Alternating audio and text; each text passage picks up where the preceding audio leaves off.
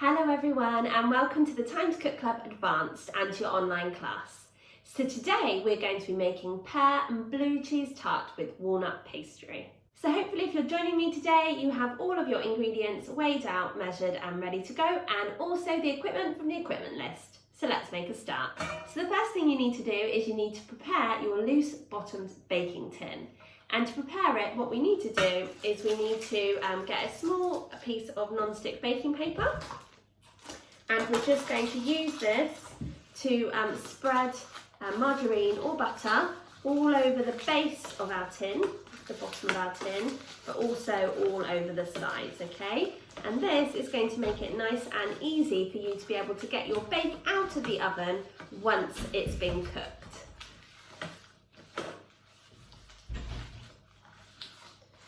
Okay, so you don't need loads, but just make sure that you've got a really good coverage. Now, once you have prepared your tin, you can just pop it to one side. We don't need to worry about it again until we're ready to cook our pastry. Okay, so now we need to prepare our walnuts to go into our pastry.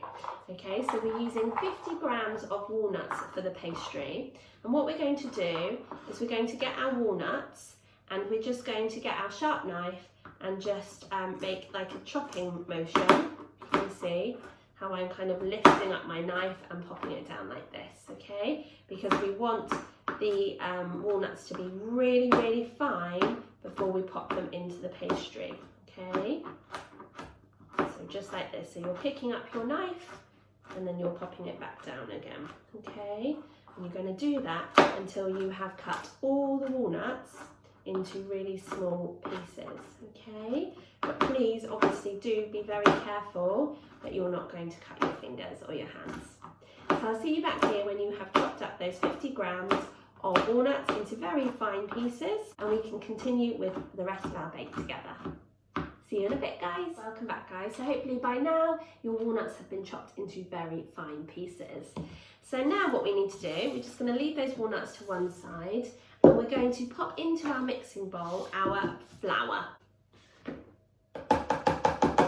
Okay, we're also going to add in our tracks, okay, and our margarine. And then what we're going to do is, using our fingers, we're going to rub the fats into the flour. Now, whenever we're doing this, we're using kind of like tickling fingers motion to tickle the fats into the flour. So we're really using our fingers to rub the fats in rather than the palms of our hands. The palms of our hands will make the fats really warm and then it will just go clumpy, okay? So you can raise your hands out of the bowl a little bit, and this will really help to add air to your mixture, but obviously not too high, otherwise the flour is going to go everywhere, okay? And then every now and again, you can give your mixture a shake, and that will bring to the top the bigger lumps of fat, okay? So you'll know what you need to do work on. Okay, so join me back here when you have rubbed in your fats into your flour. You're aiming for your mixture to resemble fine breadcrumbs, okay? So I'll see you in a bit, guys. Okay, now what you need to do is you need to add 3 tablespoons of chilled water, okay, into your mixture. So 1, 2, 3. And then you're going to give your mixture a good stir with a spoon, and then you'll see that hopefully your mixture will be starting to kind of come together. Now, before we pop our hands into that mixture, we're just going to sprinkle a little bit of dusting flour over the table, okay, to stop the dough from sticking. We're then going to take our spoon out and we're going to use our hands to kind of try and combine that mixture into a ball of dough. It will take a little while, okay, but basically you're kind of scrunching it up, okay, to collect up all of those ingredients into one ball. So basically your bowl should look very clean, okay, and you should be left with a ball of dough. But like I said, keep kind of scrunching it up in your hands, because the heat of your hands, the warmth of your hands, will kind of warm up the margarine and the tracks to help you to kind of make it into one ball.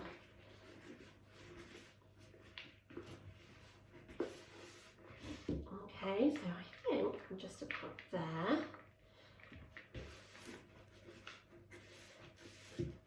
as you can see, my bowl's pretty clean, okay, and my dough has all gone into one ball.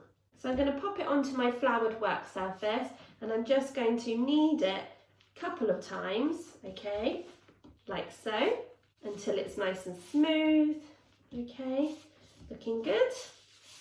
And then I'm going to pop some cling film over it, and I'm going to pop it into the fridge to chill. And it needs to go into the fridge to chill for 30 minutes. But while your dough is chilling in the fridge, we can be starting to create the filling for our tart. So join me back here when you have popped your pastry into the fridge, and we can continue with our bake. Okay, so now what we need to do is we need to prepare the ingredients to go into our filling. And the first ingredient we're going to use are our potatoes, okay? So using a potato peeler, we're going to peel the potatoes. So all I'm doing is just gently sliding the peeler down the potatoes, okay? Stroking it down to get all of that skin off. I'm moving the potato around in my hand to make sure that I've done all the different sides of the potato, okay? Like so. And then I'm just going to bring it towards me to get the last little bits off.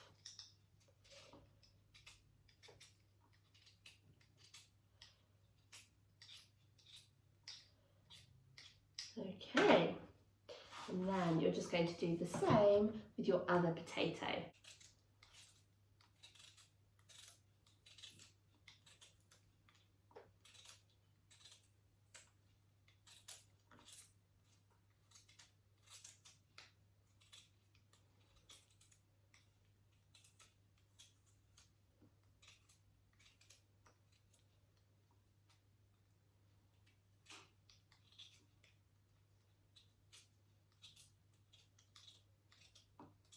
Okay, great work guys, well done.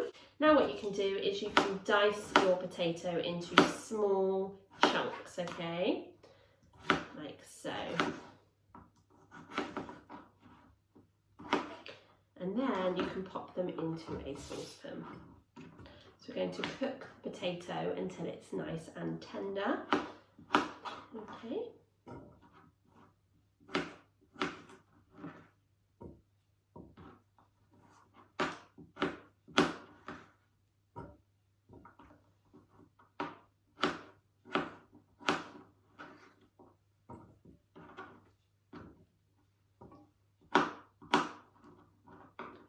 Okay, great work guys. And then the other potato, you're going to do the same.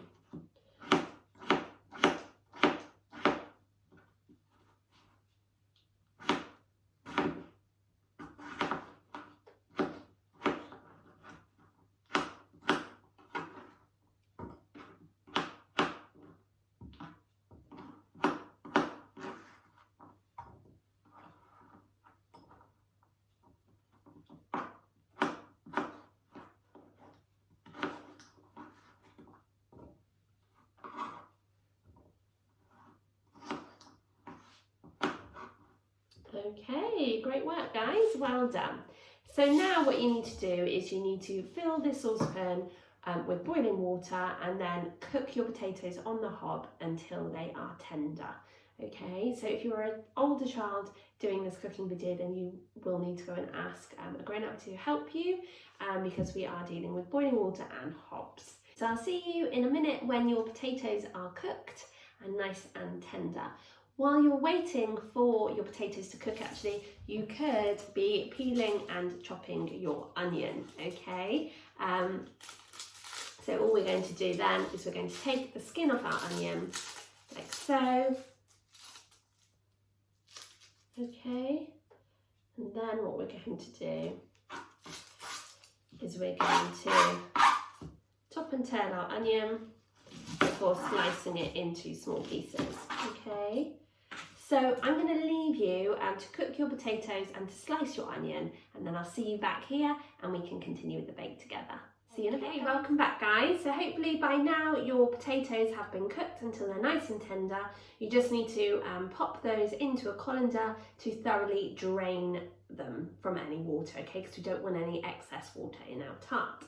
So the next thing you need to do is you need to get some butter and you're going to pop that into a frying pan. You're then going to tip in your diced onion slices, which you chopped up earlier, and you're going to fry the onion slices until they're nice and soft. So once the onions are nice and soft, you're just going to turn the heat up on the hob just for a couple of seconds to caramelise the onions in the butter, okay, before turning the hob off and leaving the onions to cool. If you do have any paper towel, you can pop your onions onto the paper towel and that's going to soak up all of the fat from the onions.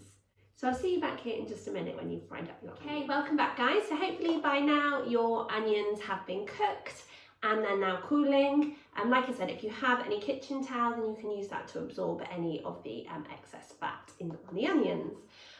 So now we're going to prepare our pears, as it is pear and blue cheese or Stilton tart, okay? So to prepare the pears, you're just going to wash them first, and you're going to cut the top and bottom of the pears before slicing them in half, and you're going to core the pears, okay? So you can either use a knife or you can use the edge of a teaspoon to do this job. And you're going to do the same with the other half, just core the pear. We're not peeling the pears this time. And then you're going to dice the pear again into cubes, okay? Being really careful of your fingers.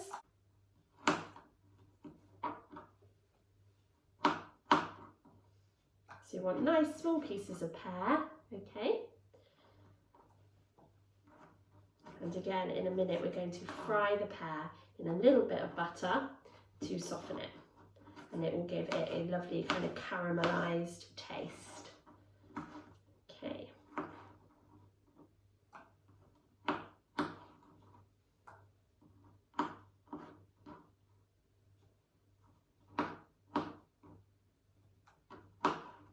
Great work guys, well done. And you're just going to continue until you have prepared all 3 pears, okay? So remember, you need to cut the core out of the pear before dicing it into small cubes. So I'll see you back here in a minute when you have prepared all 3 pears in this way, and I'll tell you what we're doing next. Okay, welcome back guys. So hopefully by now you have chopped up your pear into small cubes. Then you just need to pop some butter into your frying pan and you're going to fry this on the hob until the pear pieces are nice and brown, golden brown, okay? And then again, if you have any kitchen towel, you can pour these out onto a plate with some kitchen towel on to soak up the excess fat. Okay, so I'll see you back here in just a minute when you have fried your pieces. Okay, welcome back guys. So hopefully your pears are lovely and golden brown after being fried in the butter. So now we're ready to work on the filling mixture, okay, that's going to bind everything together.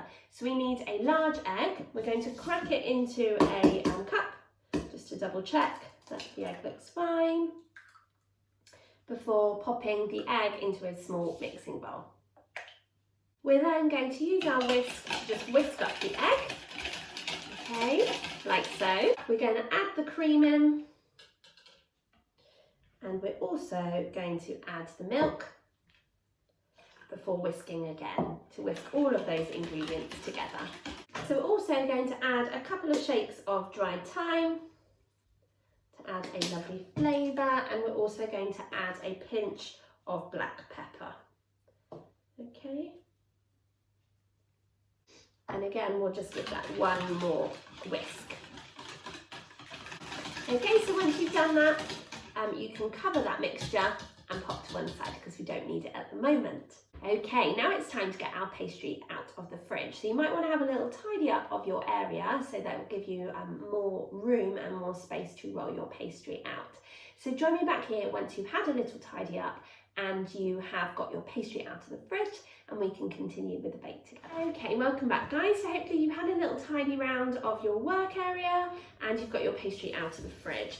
So now we're just going to get some dusting flour and dust it onto your work surface, okay? And we also got our rolling pin, so we can rub our rolling pin in the flour, which is going to stop the pastry from sticking to your work surface, but also to the rolling pin, okay? So we'll just add a little bit more, okay? Okay, and then we're just going to roll the pastry out, okay? We're trying to roll it into kind of a circular shape. All right, so we keep turning the pastry around before rolling it, okay? You'll see all of those lovely walnuts in the pastry as well. Okay, so we need our tin as well, because what we need to do is we need to roll out the pastry so that it's the same size as the bottom of the tin, but 2 inches bigger than that as well, because we want to line the bottom of the tin but also the sides, okay? So just keep going, turning, rolling, okay, like so.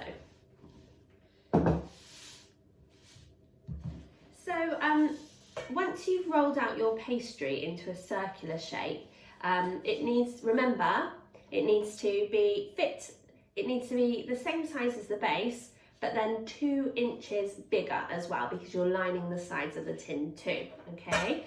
Now, if your pastry was really crumbly, then you might need to leave it to warm up a little bit, okay? If you left it in the fridge for longer than 30 minutes while you're preparing the filling, it might be too cold, okay? So once you've rolled it into a circular shape, you're then going to use the rolling pin to kind of roll up the pastry like so, okay? So that you can pop it down on top of your tin, okay?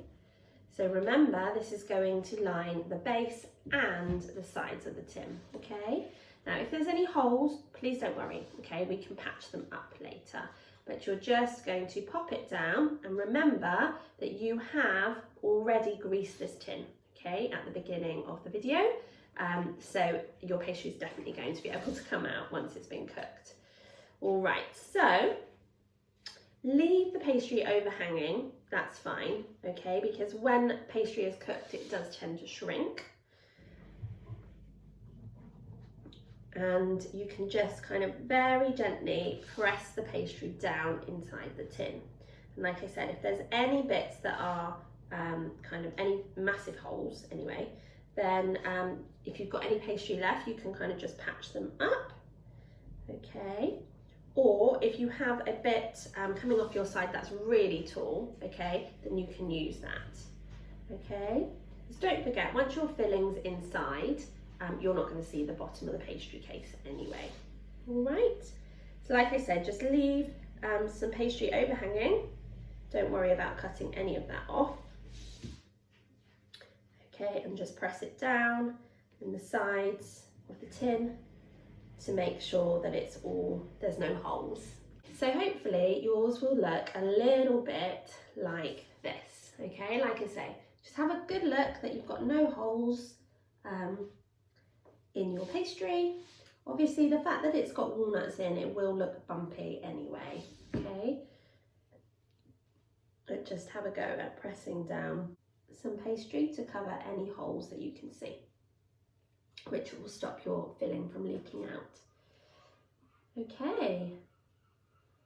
Great work, guys, well done. So now your pastry needs to go back into the fridge to chill for another 15 minutes, okay? But before we do that, we're just going to prick the base of our tart with a fork, and that's going to allow the steam to escape, which is going to stop your tart from getting that soggy bottom that Mary Berry always talks about, okay? So once you've pricked your base with the fork, you're going to return the tart to the fridge to chill for 15 minutes. And while your tart is chilling in the fridge for 15 minutes, you can go and preheat your oven. You need it to be preheated to either gas mark 6 or 200 degrees or 180 degrees if you're using a fan oven. And that way your oven will be at the right temperature to cook your tart in once it's been removed from the fridge and had all the fillings put inside. So I'll see you back here in 15 minutes when your tart has been chilled and we can continue with our bake. Okay, welcome back, guys. So hopefully by now your pastry has been chilling out in the fridge for 15 minutes and hopefully your oven has also been preheated.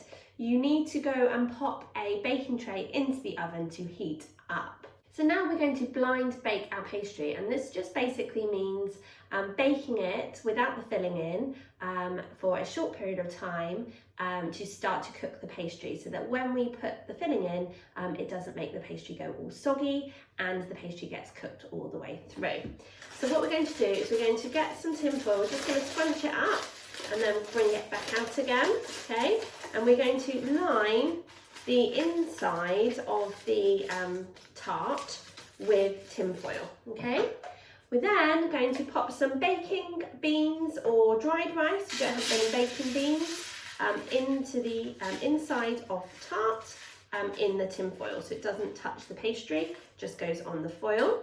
You don't want any dried rice in with your pear and Stilton tart, okay? And then we're just going to cook the pastry with the baking beans or dried rice in it for 15 minutes. Once your pastry has cooked for 15 minutes, you're then going to very carefully take it out of the oven, and you're going to take out the tin foil with the baking beans or the dried rice in and pop them back into your jar. And then you're going to return the tin to the oven to cook for a further 15 minutes, okay? So it won't have any tin foil or baking beans or dried rice in it at all, okay? It will literally just be the pastry. The reason why we put the baking beans and the dried rice in is to weigh the pastry down so that when it starts to cook, it doesn't all kind of bubble up. So you're going to end up with a really lovely cooked tart bottom. So I'll see you back here in 30 minutes when your pastry has started to cook and we can add the filling in together. Okay, welcome back guys. So hopefully by now your pastry has started to cook and is looking lovely and golden brown. So it's now time for us to finally pop the filling in. But before you do that, you have to go and turn down the oven slightly. So we want it now at gas mark 4 or 180 degrees or 160 degrees if you're using a fan oven. The first thing you're going to do is you're going to scatter your caramelized onion on the bottom of the tart base. Okay, so kind of use your spoon to spread them out, okay, so that there's good coverage. Great work. Next, you're going to add your pear chunks. It's really important that you don't have loads of liquid coming out of your pear. So what I did is, as well as soaking it up with some kitchen roll, I also popped my pears through a small sieve as well to get rid of the majority of the liquid. Because otherwise you're going to find that you're going to have a bit of a soggy tart bottom. Okay, so again, using your spoon to just make sure that the pears are evenly spaced in the bottom of your tart tin. Now you're also going to add your cooked potato, okay? So again, using your spoon to kind of level that out. And you're also going to add your 40 grams of walnuts. Now if you haven't already, you need to chop these roughly, okay, so they don't need to be as fine as the walnuts were in your pastry, okay, so roughly chop them like so before popping them on top of the potato. Okay, and again, just make sure that you're sprinkling them all over so they're not all in one place.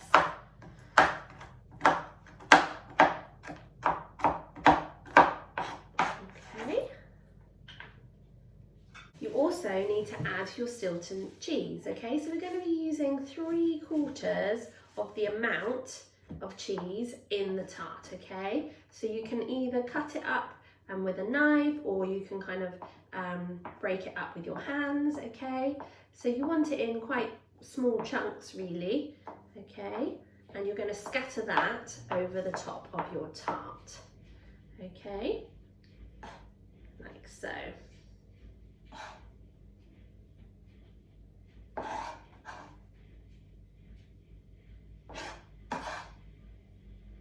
You're now going to pour over the cream and egg mixture that you created earlier. Pour that into the tart, like so. And then you're just going to add the remaining Stilton. Okay, again, cutting that up first. Add in the remaining Stilton and sprinkle that on top.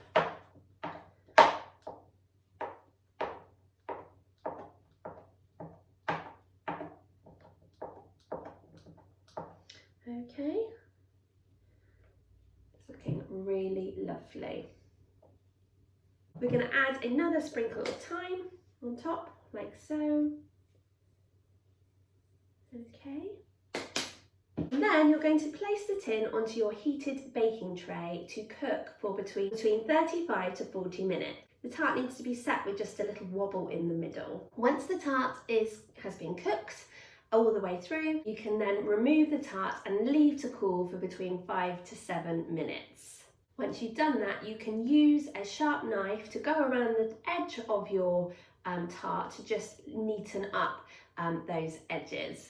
So join me back here when your tart has cooked and we can have a look at it. So hopefully by now your tart has been cooked and you've also carefully levelled the sides of the tart off with a sharp knife.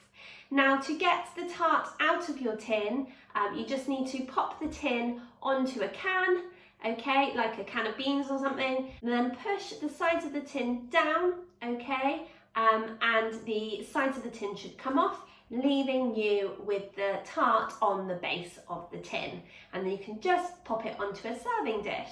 So this is my tart. I'm really pleased with it. It smells absolutely amazing. You can really smell the blue cheese.